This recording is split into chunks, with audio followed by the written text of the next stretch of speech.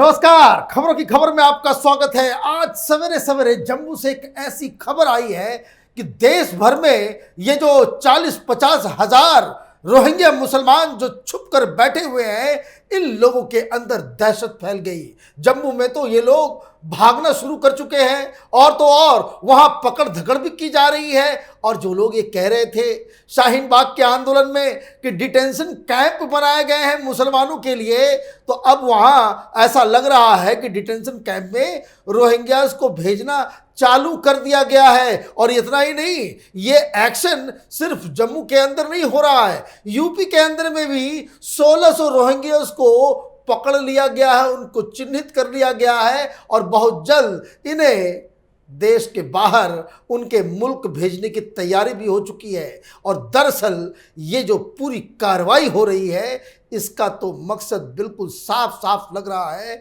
कि अमित शाह इस मसले को इस तरीके से उठाना चाह रहे हैं कि फिर से ये जो किसान आंदोलन वाले, ये शाहीन बाग वाले, फिर से कोई अपना छाती पीटने के लिए दिल्ली में कोई आंदोलन ये लोग शुरू ना कर दे। लेकिन इस बार सरकार पूरी तैयारी में भी है और उन तमाम ये जो लेफ्ट लिबरल कबाल, ये जो न्यूयॉर्क टाइम्स, वॉशिंगटन पोस्ट के जरिए हिंदुस्तान के खिलाफ वो प्रोपेगेंडा करते हैं, उसका भी इलाज इन लोगों ने ढूंढ निकाला है। उसकी डिटेल मैं आपको दूंगा, लेकिन पहले समझते हैं कि आखिर रोहिंग्या मुसलमानों के खिलाफ मोदी सरकार और खास करके गृह मंत्री अमित शाह इस तरह की मुहिम क्यों शुरू उन्होंने की है और इसमें क्या हो रहा है। दरअसल अब तक जो मालूम चल रहा है कि जम्मू के अंदर करीब 150 से ज्यादा रोहिंग्या मुसलमानों को पकड़ के डिटेंशन कैंप में डाल दिया गया है।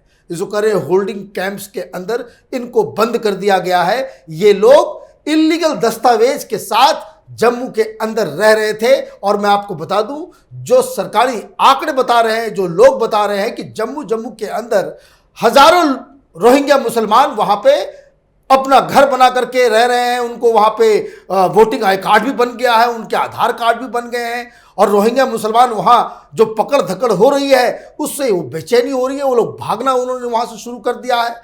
तो ये जो कार्रवाई जो शुरू हुई है अचानक से, वो इसलिए शुरू हुई है क्योंकि वहां की जो खुफिया रिपोर्ट बता रही है कि ये जो रोहिंग्या है, ये देश की सुरक्षा के लिए एक खतरा बनते चले जा रहे हैं। क्योंकि जो रोहिंग्या मुसलमान जम्मू या कश्मीर के अलग अलग इलाकों में जहां जहां इन लोगों ने अपना ठिकाना बनाया है, जहां जहां वो इलीगली रह रहे हैं, वो उसका एक अजीबोगरीब पैटर्न देखा गया कि ये सब के सब, ये जो कैंप्स, जो इलीगल रोहिंग्या मुसलमान जहां पे रह रहे हैं, इन लोगों ने उसी इलाके को ढूंढा है, चुना है, जहां पे उन्होंने अपनी वो घर वर जो बना रहे हैं, वो दरअसल आर्मी के इंस्टॉलेशंस के ठीक बगल में है। माने जहां जहां सीआरपीएफ आर्मी की टुकड़ियां रहती हैं, जहां पे उनका कैंप है, ठीक उसके बगल में ये रोहिंग्या मुसलमान, जिनका ना अता है ना पता है, ये कौन है नहीं है, जिनकी कोई पहचान नहीं है, कोई आइडेंटिटी नहीं है, और ये लोग यहाँ पे रह रहे थे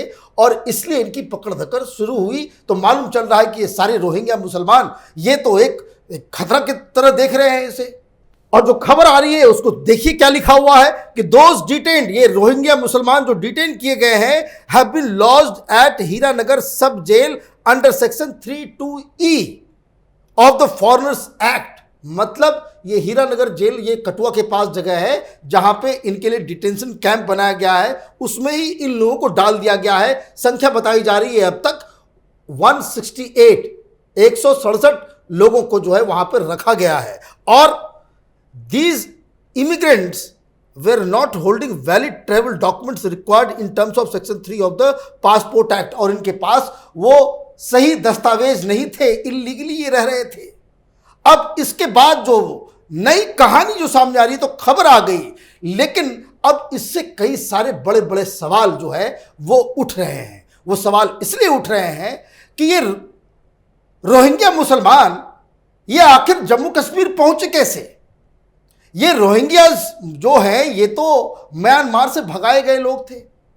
वहाँ पे बुद्धिस्ट, वहाँ पे जो म्यांमार में रहने वाले बौद्ध समुदाय के जो लोग हैं, उनके साथ हिंसा भड़की, आपस में लड़ाई पीट हुई, वहाँ पे फिर उनको वहाँ से भगाया गया क्योंकि ये लोग वहाँ पे उत्पात मचा रहे थे।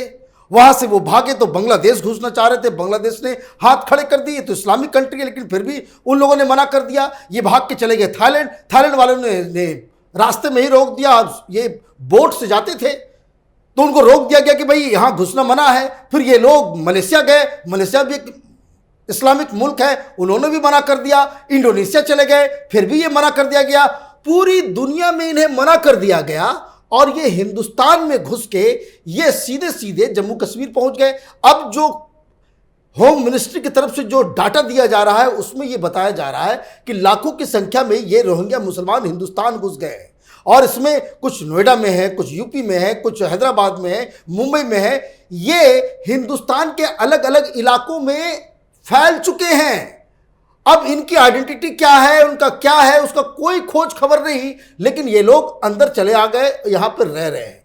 तो अब ये जो पूरी की पूरी जो मिशनरी अब इसके ऊपर जो लगी है, जो गृह मंत्रालय की तरफ से जो तहकीकात की जा रही है, वो इस चीज के लिए तहकीकात की जा रही है कि आखिर ये लोग कैसे हिंदुस्तान के अंदर घुसे, वो कौन लोग हैं। तो अब बताया जा रहा है कि ये लेफ्ट लिबरल कबाल, ये जो ह्यूमन राइट्स वाले एनजीओज हैं, इन लोगों की ये करतूत है। ये लोग बांग्लादेश से इलीगल तरीके से, जैसे बांग्लादेशी मुसलमान घुसते हैं हिंदुस्तान में, उसी तरीके से उसी रास्ते से रोहिंग्या मुसलमानों को भी घुसाया गया।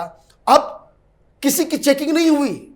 ये लोग कहीं असम से घुस रहे हैं, कभी बंगाल से घुस रहे हैं। ये कब की बात है? ये 2011-12 के समय की बात है, जब 40-50 हजार रोहिंग्या मुसलमान अंदर घुसे। अब वो बंगाल से निकल रहे हैं, बिहार क्रॉस कर रहे हैं, यूपी क्रॉस कर रहे हैं, दिल्ली हरियाणा सब क्रॉस करते हुए, ये पंजाब क्रॉस करते हुए ये पहुंच जा रहे हैं वहां। तो ये किन लोगों की मदद से वहां पहुंचे हैं, इसकी भी तहकीकात हो रही है। और जो लोग पकड़े जाएंगे इनके खिलाफ भी कार्रवाई की जाएगी, क्योंकि ये हर जगह ये पैटर्न देखा जा रहा है कि हर जगह ये लोग उसी जगह को चुन रहे हैं अपना आशियाना बनाने के लिए जो सेंसिटिव इलाका हो। और ये सारे लोग कुछ इलीगल एक्टिविटी में शामिल हैं, ड्रग्स ट्रैफिकिंग में शामिल हैं, प्रोस्टिट्यूशन में शामिल हैं। तमाम तरह के सवाल जो है इनके एग्जिस्टेंस के ऊपर से उठाया जा रहा है। तो सरकार ने यह फैसला किया है तो अब इन लोगों का बोरिया बिस्तर बांध के इनको वापस म्यांमार, बांग्लादेश और जहां जाए हिंदुस्तान से इनको डिपोर्ट किया जाएगा। और इसलिए सारी जगह पे जो रोहिंग्या मुसलमान हैं वहां सनसनी फैल गई है। और खास करके यूपी भी इसमें पीछे नहीं है, योगी सरकार भी एक्शन में आ गई है। कुछ दिन पहले प्रशांत कुमार एडीजी कानून व्यवस्था उत्तर प्रदेश के, उन्होंने ट्वीट किया कि प्रदेश में 2 रोहिंग्या लोगों के अवैध तरीके के रहने के आरोप में गिरफ्तार किया गया है। उनके पास से 5 लाख रुपए बरामद हुए हैं। ये म्यांमार के रहने वाले और झूठे दस्तावेज के साथ रह रहे थे। मामले की जांच आगे हो रही है और बाद में अब इसकी मामले की जब जांच हुई, मालूम चल रहा है कि इन लोगों के संपर्क में 1600 रोहिंग्या मुसलमान नोएडा और उसके आसपास में पकड़े जा रहे हैं। अब इन लोगों को चिन्हित कर लिया गया है, राजस्थान में पकड़े जा रहे हैं। ये हर जगह, ये दरअसल हमारे हिंदुस्तान के अलग अलग इलाकों में ये घुस चुके हैं, ये बांग्लादेशियों के साथ मिक्स हो चुके हैं। अब इनको पकड़ना इसलिए भी जरूरी है क्योंकि इनकी तो कोई पहचान ही नहीं है। कल ये कुछ क्राइम करेंगे, आप किसको पकड़ेंगे, कैसे पकड़ेंगे? और सबसे बड़ी बात कि इन सब के इलेक्शन कमीशन में जो है इनका आई कार्ड बन चुका है, आधार कार्ड बन चुका है। और ये मसला इसलिए भी अभी यहां पे ताजा ताजा इसलिए बवाल मचा हुआ है कि बंगाल के अंदर जो चुनाव हो रहे हैं, आज ही शुभेंदु अधिकारी ने साफ साफ कह दिया कि ममता बनर्जी ये बंगाल की बेटी नहीं है, ये रोहिंग्या मुसलमानों की चाची है। ये रोहिंग्या मुसलमानों को बचाने के लिए, बंगाल में उनको बसाने के लिए इन लोगों ने सारी लक्ष्मण रेखा जो इन लोगों ने क्रॉस कर दी है। तो अब सवाल ये भी उठेगा कि भाई जब इनके खिलाफ कार्रवाई होगी तो वो तो सारे विपक्ष छटपटाएंगे। ये वही गैंग शाहीन बाग वाला, ये तमाम रोहिंग्या मुसलमानों को बचाने के लिए जो छाती पीट रहे थे, अब इनसे पूछा जाना चाहिए कि क्या आप चाहते हो उस हिंदुस्तान को आपने धर्मशाला बना देना है कि कोई भी कहीं से भी आकर के हिंदुस्तान के आकर के वो रहना शुरू कर देगा, उसके आई कार्ड्स बन जाएंगे, उसको वोटर आईडी में मिल जाएगा, उसको आधार कार्ड मिल जाएगा और वो नागरिक यहां का नहीं होगा। ये किस तरह की चीजें हो रही है, इसको लेकर के भी सरकार बड़ी चिंतित है। और जो सरकार का मूड ये लग रहा है कि सरकार इन तमाम इलीगल लोग जो रह रहे हैं हिंदुस्तान के अंदर, उनको बोरिया बिस्तर बांध करके वापस उनके मुल्क भेजने की तैयारी में है। लेकिन एक खतरा है कि जैसे ही आप ये काम करेंगे तो वो वॉशिंगटन पोस्ट और ये न्यूयॉर्क टाइम्स वाली जो लेफ्ट लिबरल कबाल, लायर वायर, ये सारे लोग जो है वो चढ़ जाएंगे भाई कि ये देखिए आप जो है बड़ा अन्याय कर रहे हैं, मुसलमानों को टारगेट किया जा रहा है, पाकिस्तान में हिंदुओं को कत्ल किया गया, अभी कोई सबके मुंह पे ताला बंद है। ये आज की खबर आई है, वहां पे कत्लेआम मचा हुआ है, हिंदुओं की हत्या की जा रही है, कोई कुछ नहीं बोलेगा। लेकिन रोहिंग्या मुसलमान के ऊपर ये सब छाती पीटने चले आएंगे। तो जब मैं रिकॉर्ड करने आ ही रहा था तो एक ट्वीट जो है वो एएनआई की तरफ से देखा मैंने कि जिसमें सरकार उन तमाम उस तरह के जर्नलिस्टों के ऊपर पाबंदी लगा रही है जो है तो हिंदुस्तानी। ये गद्दार जो किस्म के लोग हैं, जो किसान आंदोलन के ऊपर जो विदेश में जो बवाल जो मच रहा था, ये सब तो है हिंदुस्तानी। कई सारे लोग आंदोलन में शामिल होने के लिए यहां पे आ गए और उसके बाद यहां पे बवाल मचा रहे थे।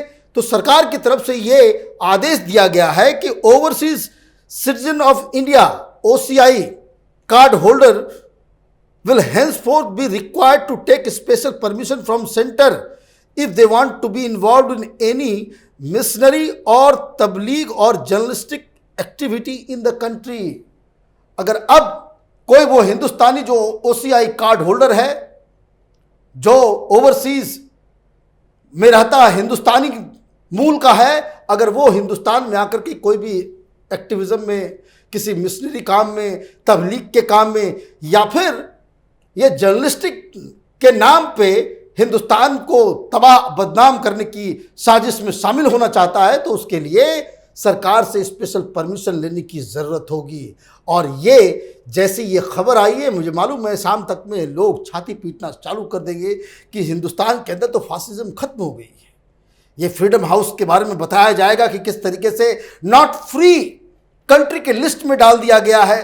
तो ये चिल्लाते रहेंगे, ये लोगों को बरगलाते रहेंगे, अफवाह फैलाते रहेंगे, क्योंकि ये इनका काम है। लेकिन इनसे जब सीधा सीधा ये सवाल पूछा जाएगा कि जो रोहिंग्या जो एक न्यूसेंस बन रहे हैं, सिक्योरिटी इंस्टॉलेशंस के आसपास अपना आशियाना बना रहे हैं, जिसकी कोई पहचान नहीं है, वो पता नहीं कि वो कल क्या कौन से आतंकवादी संगठन के साथ मिलकर के कहां पे बम धमाके करवा दे, इसकी रिस्पॉन्सिबिलिटी कोई लेगा तो ये रिस्पॉन्सिबिलिटी नहीं लेंगे, उसके बारे में बातचीत भी नहीं करेंगे। तो सरकार जो एक्शन ले रही है वो सही दिशा की ओर है। हिंदुस्तान धर्मशाला नहीं है। हिंदुस्तान में उन सभी लोगों का अधिकार सुनिश्चित होना चाहिए जो यहाँ के मूल निवासी हैं, जो यहाँ के सिटीजन हैं, और जो सिटीजन नहीं हैं उनके ऊपर कोई रियायत करने की अब आवश्यकता बिल्कुल नहीं है। हमारी नज़र इस खबर पे बनी हुई है। आप देखते रहिए कैपिटल टीवी। हमारे वीडियोस को लाइक कीजिए, शेयर कीजिए और हमारे चैनल को सब्सक्राइब कीजिए। धन्यवाद।